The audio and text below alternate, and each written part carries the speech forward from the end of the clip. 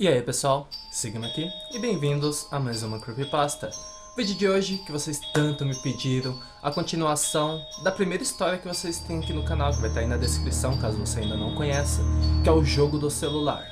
Então, se você já conhece, já deixa seu like, se inscreve e vamos para o vídeo.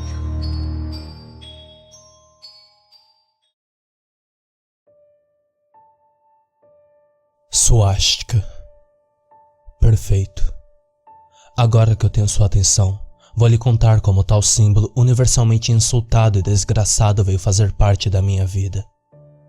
Se ainda for assim, e se não me falha a memória, quando pressionado no teclado do Word o comando Alt 21328, resulta no tal símbolo nazista.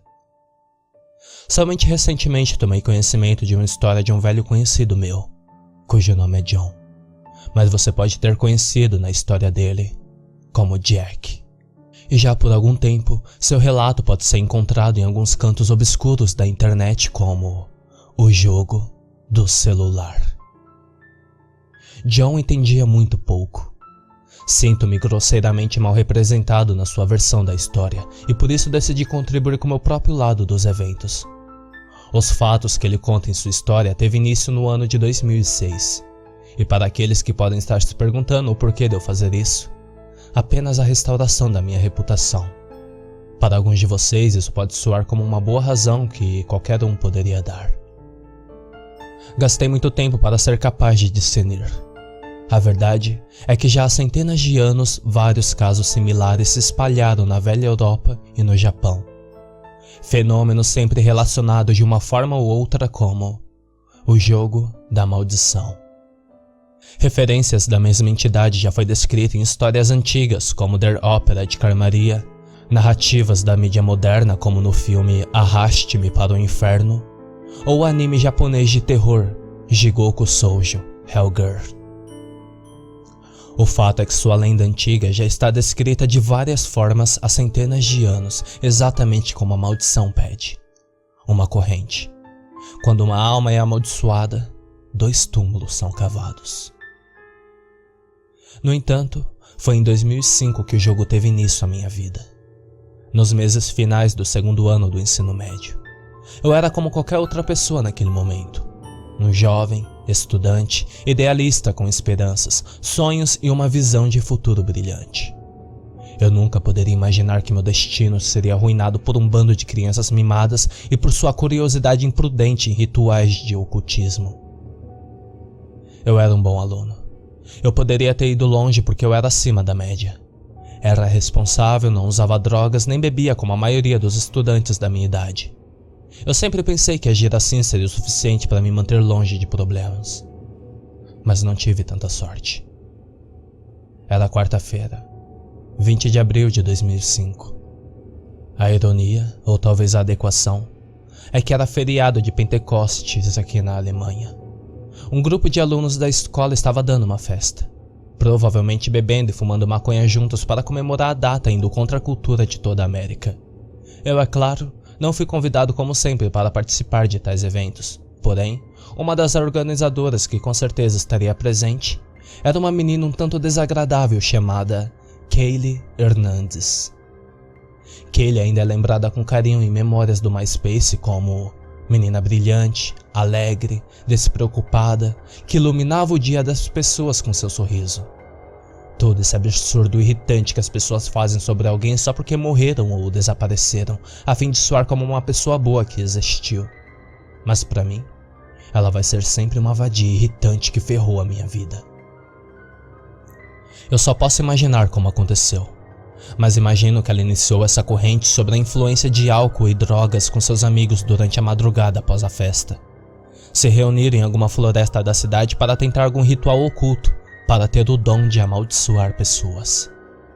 Seja qual foi sua causa, fui acordado pela vibração do meu celular pouco depois das 3 da manhã. Seu brilho azul suave meio que me cegava na escuridão do meu quarto. Tinha uma mensagem de texto de Kaylee Hernandes. Bem-vindo ao jogo. Na hora não dei nenhuma importância. Eu estava cansado e supus que era apenas uma corrente idiota de adolescentes bêbados. Até pensei por um instante que podia ser uma forma indireta dela dizer que gostava de mim, embora eu não tivesse nenhum interesse nela ou seu bando de amigos. Então, voltei a dormir. No dia seguinte, foi quando as coisas começaram a ficar estranhas. Começou como sombras, truques de luzes enquanto eu caminhava nos corredores da escola. Eu sentia breve vislumbres de sombras negras no canto da minha visão, mas sempre que eu olhava mais atento, não encontrava nada.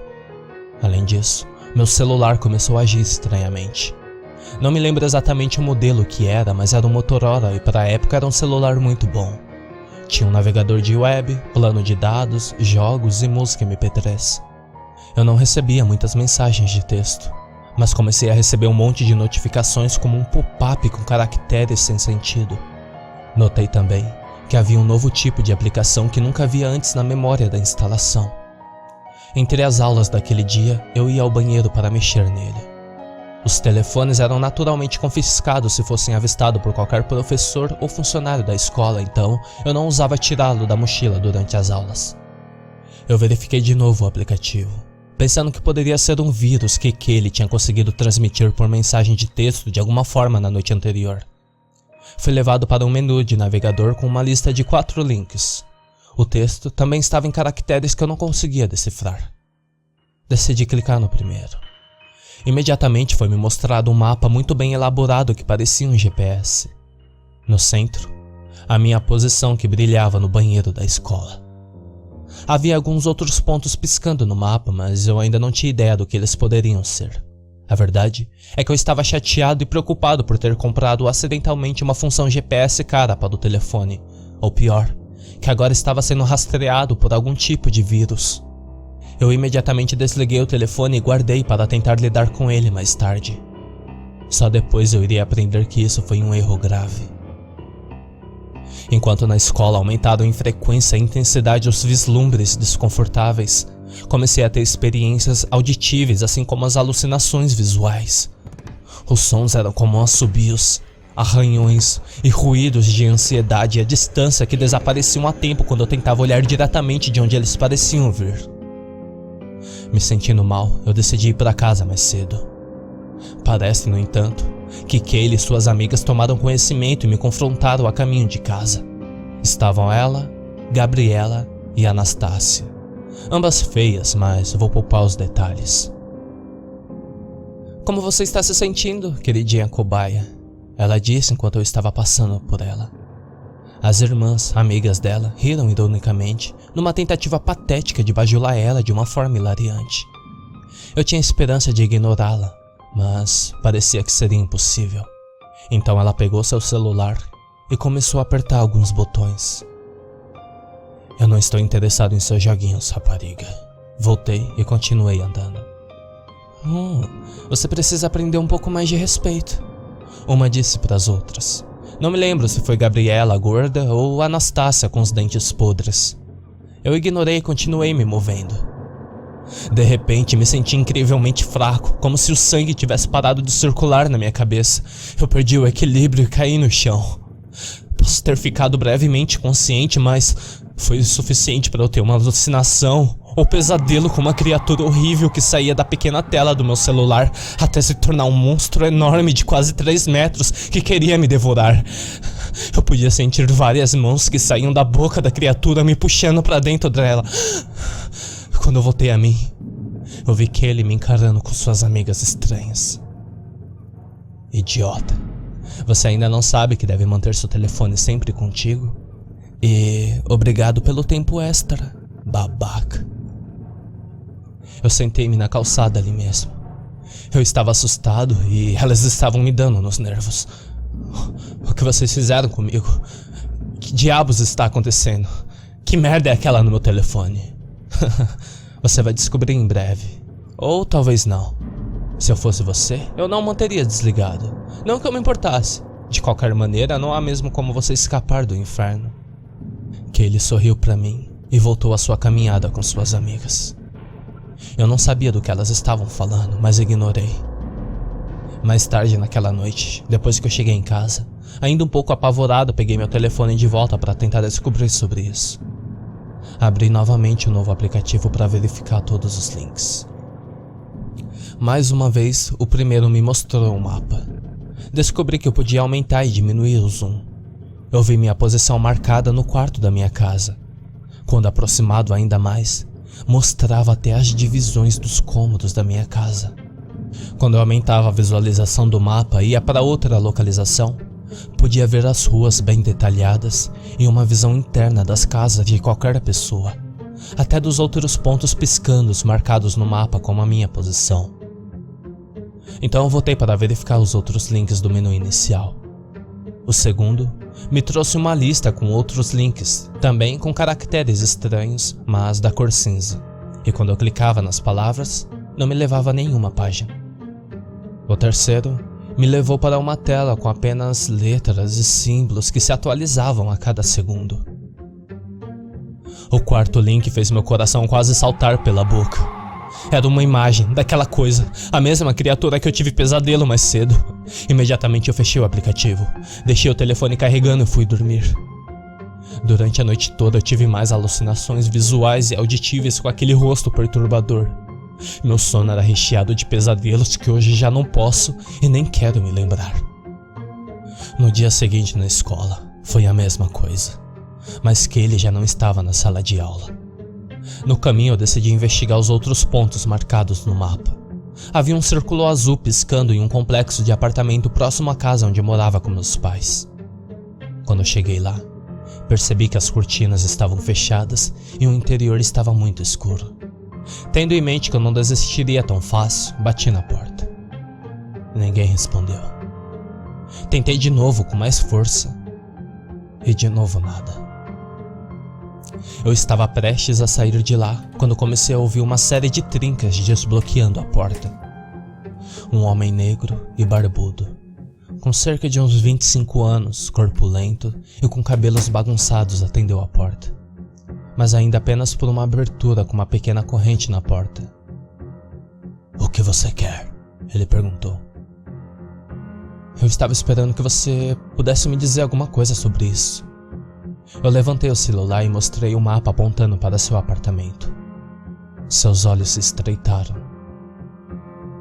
"Você não enviou mensagem para ninguém ainda?" Como assim? Tudo começou a ficar estranho depois que eu recebi essa mensagem de texto na noite retrasada. É isso que você quer dizer com mensagem? Se for isso, então não, apenas recebi. Não compartilhei com ninguém ainda." Ele fez uma pausa e olhou para mim, pensativo, como se estivesse tentando decidir se acreditava ou não em mim. Por fim, ele fechou a porta e removeu a corrente para abrir por completo e me deixar entrar. Então trancou a porta atrás de mim. Eu me senti um pouco nervoso, me perguntando se eu tinha caído em alguma armadilha desde o início. Mas depois ele começou a falar. "Você vai lamentar até o fim de sua vida por ter recebido essa mensagem. Embora não acho que falte muito tempo para isso acontecer." Nós conversamos por algumas horas naquele dia. Disse-me que seu nome era Starnoff. Me explicou que também tinha sido levado a um jogo que não havia escapatória. Ele me disse que em poucos dias eu seria morto pela criatura, arrastado, a menos que eu encontrasse um objeto de proteção. Um objeto? Quer dizer, como um encantado ou algo assim? "Não exatamente", disse ele. "Deve ser algo que vai lhe causar angústia e dor terrível." Então ele me contou sobre seu objeto de proteção. Ele levantou sua perna esquerda. Só então percebi que ele usava uma prótese. Eu sempre amei basquete. Eu tinha grandes esperanças. Era o melhor jogador do colégio. Mas então, era cortar minha perna para usar isso ou morrer. A prótese que ele usava era um modelo bem primitivo, com defeitos cortantes que lhe causavam dor com cada passo. Suas esperanças de ser um jogador de basquete foram destruídas e ele havia se tornado um alcoólatra depressivo. Ele me disse que se eu não encontrasse a coisa que eu precisava, eu estaria morto em 2 semanas. Nesse momento eu decidi que toda essa coisa parecia loucura. Eu o repreendi, disse que não fazia sentido o que ele estava falando. Eu não sei quem você é ou de onde vem, mas pela sua cara de assustado, você já deve estar vendo vislumbres e tendo pesadelos com a manifestação do inferno, certo?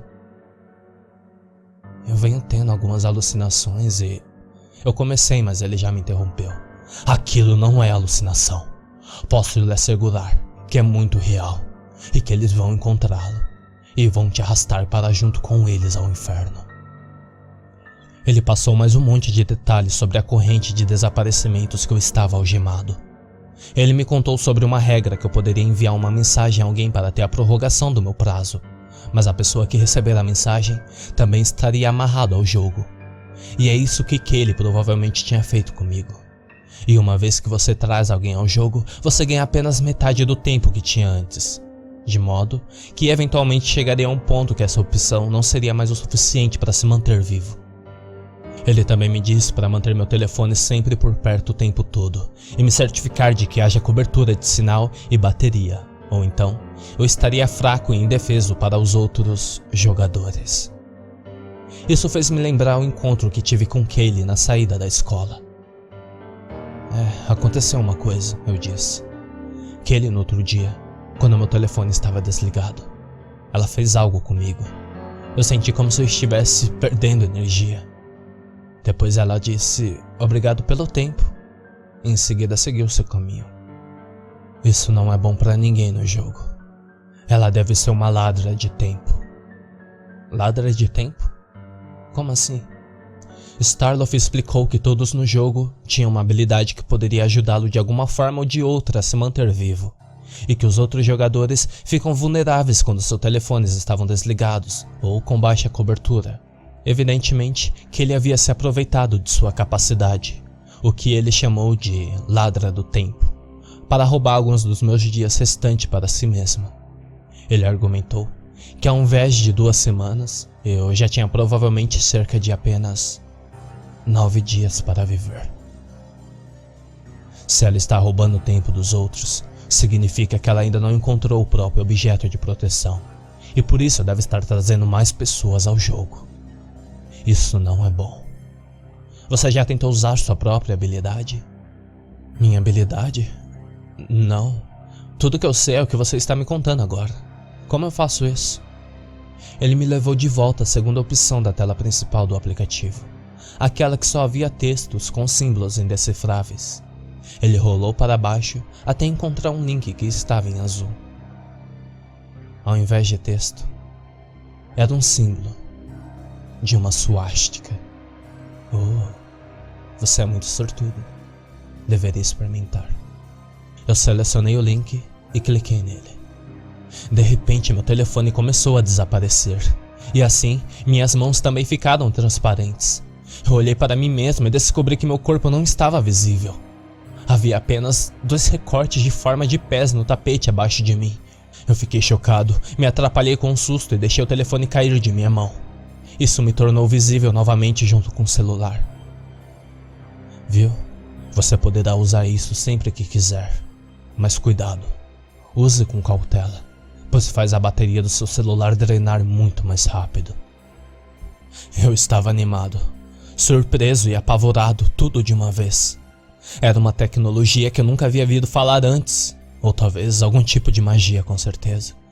Mas de alguma forma, como a realidade da habilidade foi apresentada para mim, fui forçado a acreditar em todo o resto que Starloff havia me contado. Eu não tinha dúvidas que agora eu estava dentro de um jogo perverso, com consequências inimagináveis. E como eu faço para encontrar meu objeto que possa me proteger? Ele fez uma pausa e respirou fundo. Eu suspeito que nos próximos dias, seu objeto virá até você. Se você realmente quer viver, você deve estar mentalmente preparado para aceitá-lo, seja ele qual for. Você saberá precisamente porque ele te fará sentir raiva e repúdio dele. Jogadores como Kaylee provavelmente recusou seu item e resolveu encontrar outras formas de ganhar mais tempo usando o jogo. Eu agradeci por seu tempo e pelas explicações. Ele me mostrou a saída. Quando eu estava saindo, perguntei sobre as outras 2 opções do aplicativo. Ele me disse que não tinha sido capaz de descobrir as funções deles também, mas que poderíamos tentar descobrir isso outra hora, uma vez que eu já tivesse encontrado meu item de proteção e estivesse seguro do meu tempo nesse mundo. Os próximos dias da escola foram uma tortura para mim. Eu tentava manter meus olhos abertos o máximo quanto podia e olhava ao redor em busca de qualquer pista, qualquer coisa que pudesse ser meu item de proteção. Eu tinha ouvido dizer que Kaylee e suas amigas haviam se metido em uma briga na escola. Pelo que soube, na verdade, foram só as irmãs Gabriela e Anastasia que brigaram, provavelmente seguindo ordens de Kaylee. Elas estavam atendendo todos seus caprichos como se ela fosse algum tipo de princesa e elas, suas empregadas. Provavelmente deviam estar sendo chantageadas. Para mim, no entanto, meu escudo me veio ao 7º dia.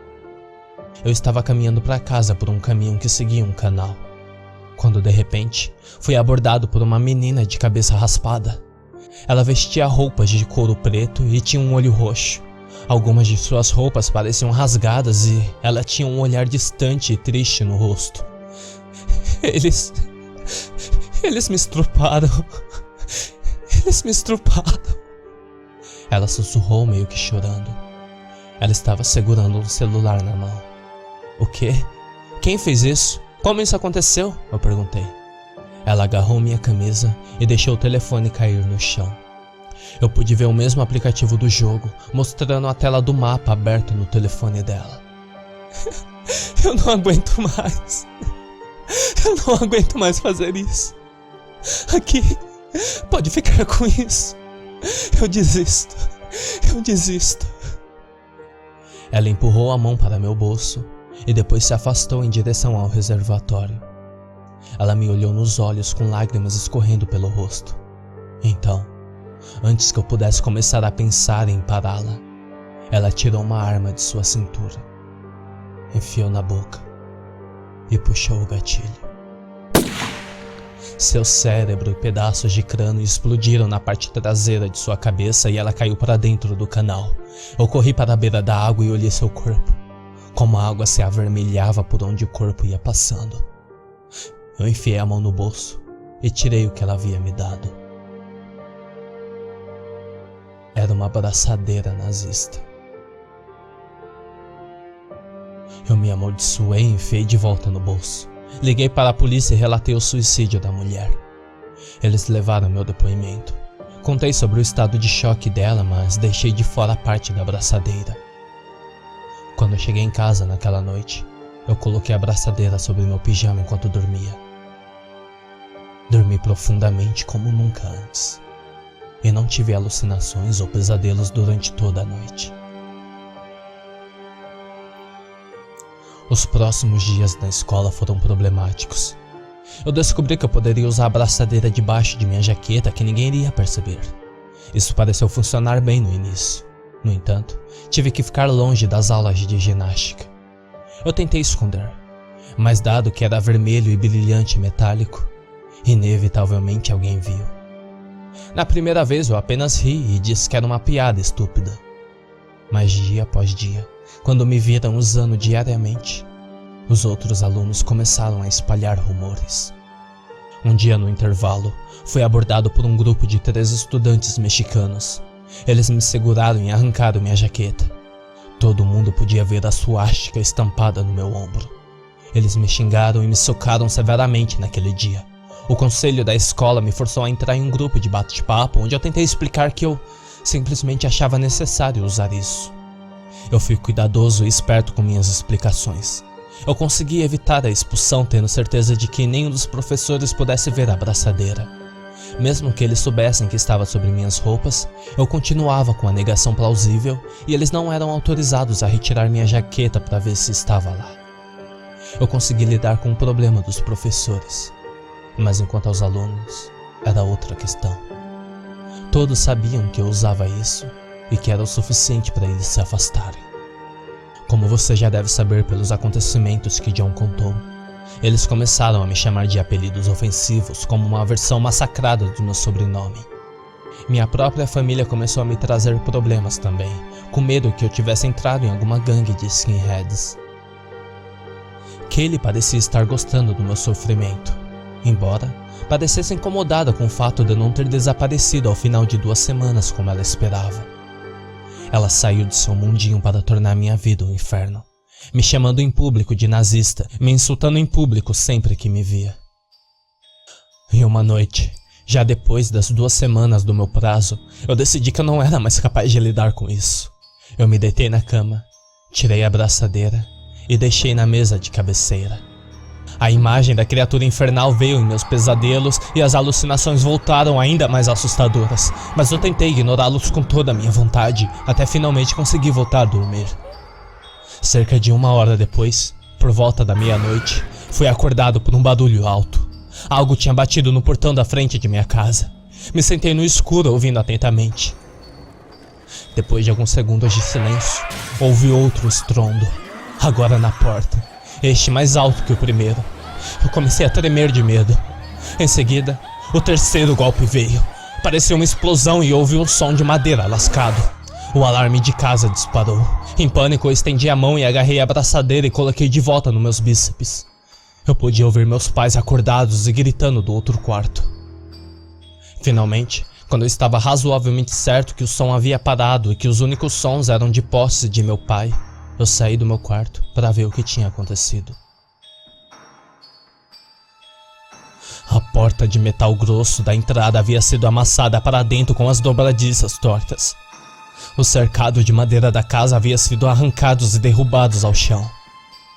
Meu pai se virou e olhou para mim, de pé com meu pijama e com a abraçadeira nazista no meu ombro. Você, isso é culpa sua, ele me xingou. Você e sua abraçadeira neonazista. Você tem gangues inimigas aterrorizando minha casa à tarde da noite agora? Eu não quero você mais nem 1 minuto aqui. Isso já foi longe demais. Ele me expulsou de casa naquela noite e fui forçado a alugar meu próprio apartamento. Depois disso, eu decidi que não iria aguentar. E como Starloff havia dito, se eu quisesse viver, era assim que iria ser a partir de agora. Eu me tornei arrogante. As pessoas muitas vezes me acusaram de começar brigas, mas eu sempre virei a cara para eles. Eu posso dizer honestamente que eu nunca agredi fisicamente ninguém durante todo o meu tempo na escola. Eu me olhei no espelho e disse para mim mesmo uma e mais outras vezes: eu resistirei a tudo isso. Eu resistirei a tudo isso. Eu nunca estive tão sozinho. Finalmente, quando o 2º ano terminou, eu pensei que talvez eu finalmente teria um alívio na solidão de minhas férias de verão. Mas durou pouco. Eu recebi uma mensagem tarde da noite de Starloff. O texto da mensagem simplesmente dizia: você é responsável por isso? Anexado, havia um link para uma notícia sobre o desaparecimento de 2 meninas da minha escola. Gabriela e Anastácia estavam desaparecidas há dias. Eu respondi de volta: não, mas eu tenho ideia de quem possa ter sido. Eu decidi que alguém devia parar ela. Na verdade, não por causa de qualquer senso de justiça ou algo do tipo, mas porque eu sentia pelo sofrimento das famílias dos desaparecidos e agora eu tinha certeza que eu tinha meus meios para fazer isso. Eu abri o mapa e a rastreei após vê-la saindo de casa em direção a uma festa de colegas. Eu usava uma roupa toda preta com uma jaqueta de couro e uma máscara de esqui. Eu segui ela na volta até a rua de sua casa. Ela estava bêbada. Ah, é você? Ela riu de mim quando me viu. Ótimo. Eu estava precisando de mais alguns dias mesmo. Isso não vai mais funcionar. Eu tirei minha jaqueta e mostrei-lhe a abraçadeira. Seus olhos se estreitaram e ela parecia ter ficado sóbria. Me dê isso, ela me disse com ódio. Com certeza não. Ela tirou seu telefone e se atrapalhou com os botões. De repente ela correu para mim mais rápido do que meus olhos pudessem acompanhar e me acertou em cheio. Fui jogado para trás contra o pavimento. Mais tarde, eu entendi que ela tinha essa habilidade que lhe permitia se mover em uma velocidade incrível. Felizmente para mim, ela era uma patética descuidada. E uma carga de sua habilidade era tudo que ela tinha e havia desperdiçado. A bateria do seu celular descarregou e seu telefone desligou. Ela começou a xingar ele. Eu consegui me recompor e voltei a ficar de pé. Abri meu próprio telefone e ativei a função de minha habilidade. Eu era muito mais forte que ela, e me tornando invisível, só fez tudo ficar mais fácil. Acertei ela por trás e deixei ela imóvel no chão. Tomei o telefone dela. Rapidamente fui ao menu de mensagens e vi que ela havia chamado muita gente para dentro do jogo. Também vi a primeira mensagem que ela enviou. Era de outro DDD.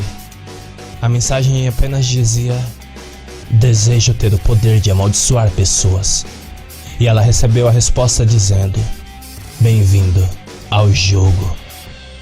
Então eu joguei o celular dela no chão e destruí em pedaços. Roubei o chip do celular dela comigo, desliguei o modo stealth e deixei ele lá, lutando na tentativa de reunir os pedaços de seu telefone em ruínas. Na noite seguinte, ela ainda apareceu no meu apartamento me xingando. Ela teria me atacado, mas eu mantive a porta acorrentada. Isso não a impediu de tentar derrubar a porta, jogando-se contra ela, tentando quebrar a corrente. Você vai me matar, desgraçado, seu neonazista de merda. Enquanto ela me xingava, eu liguei para a polícia. Ela só conseguiu arrombar a porta quando ouvimos a sirene se aproximando. Por favor, você precisa me ajudar. Havia lágrimas em seus olhos. Por favor, eu estou quase sem tempo. Aquela coisa já está quase me alcançando. Ela me implorou como um verme, mas ela fugiu antes que a polícia chegasse. Depois daquela noite, ninguém nunca mais a viu. Ela desapareceu sem deixar vestígios. Na sua página do MySpace, todos começaram a postar: Hippie Kaylee, luto eterno. As pessoas lembraram dela como uma menina corajosa que se levantou na frente contra aquele bastardo nazista na qual eu fui mencionado. Você já conhece o lado de John da história, então não preciso entrar muito em detalhes sobre os acontecimentos de julho de 2006 a maio de 2007. O tanto quanto eu posso dizer é que os fatos que ele menciona estão razoavelmente corretos. No entanto, vou preencher alguns buracos de sua história. Ele entrou já na metade do ano. Era um júnior da escola e, pelo que me lembro, não tinha muitos amigos até o fim daquele ano. Naquele tempo, continuei trocando mensagens com Starloff para tentar pesquisar mais sobre o jogo em fóruns online e lendas antigas, mas não encontramos nada que pudesse ser útil. Eu fui me adaptando para uma vida nacionalmente odiada e estudando sobre Hitler e seus motivos para tudo o que ele fez. Na verdade, foi até fácil conciliar os fatos com o meu cristianismo. Há uma teoria chamada Teoria de Laban, ou Teoria de Etiquetamento Social, que afirma que se as pessoas te tratam como algo por um tempo suficiente, você acabará por se tornar uma máscara do que eles esperam que você seja. Onde, uma vez eu já tinha odiado os nazistas, comecei a estudá-los intensamente e encontrei uma espécie de fascinação por eles. Enquanto eu me sento aqui, escrevendo minhas memórias, há vários artefatos do lixo da Segunda Guerra e um cartaz de propaganda nazista olhando para mim. Rotulado por uma teoria ou não, eu nunca mais poderia ser quem eu realmente era se eu quisesse continuar vivo. Eu desenvolvi um senso de autoaversão por um tempo e iniciei um monte de práticas masoquistas, tentando me punir ou me purificar através da dor física. Pratico autoflagelação com o uso de um silício farpado na coxa desde que tudo isso aconteceu. Eu ouvi alguns especularem que eu estava usando esse instrumento de tortura como meu item de proteção, mas é certo que eu realmente nunca pensei nisso.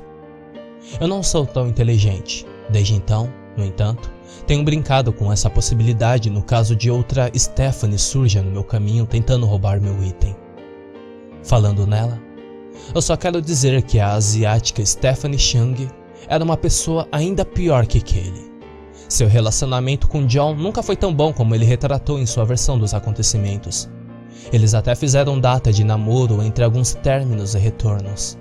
Haviam rumores de um vídeo dela tendo relações sexuais com um grupo de garotos de uma banda no banheiro da escola, enquanto John fazia o dever de casa por ela. Coincidentemente, todos esses garotos foram dados como desaparecidos no ano letivo.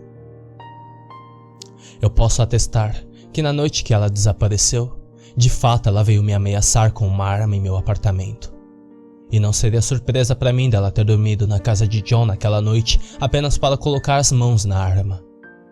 Quanto ao porquê de sua história não mencionar qualquer uma de suas habilidades ou sobre o menu dos aplicativos, é porque ela provavelmente escondeu tudo dele, e com certeza ele não tinha acesso ao celular de sua própria namorada. Eu não tenho ideia do que seu objeto de proteção poderia ter sido, ou como ele pode ter se apresentado a ela, embora eu tenha minhas suspeitas. Seu erro pode ter sido tão simples como não ter um bom plano de dados ou um telefone avançado o suficiente.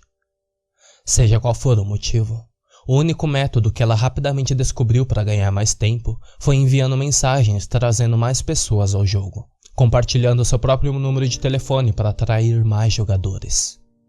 Como John a observava, ela deve ter convidado sem que ninguém desconfiasse, e que nunca interagiu com suas vítimas para não levantar suspeitas como o que ele fez comigo. Então, nenhum deles sabiam sequer no que estavam envolvidos. No final, basta dizer que ela teve exatamente o que merecia. No entanto, tudo isso me serviu como uma espécie de abridor de olhos para mim. Percebi o perigo que novos jogadores representam para mim. Starloff e eu começamos a dedicar grande parte do nosso tempo a tentar compreender mais o jogo, se é possível encerrar ou acabar definitivamente com ele, ou o que ele significa, de onde surgiu e por que ele existe, e quem é aquela criatura. Para essas perguntas, ainda não obtivemos nenhuma resposta.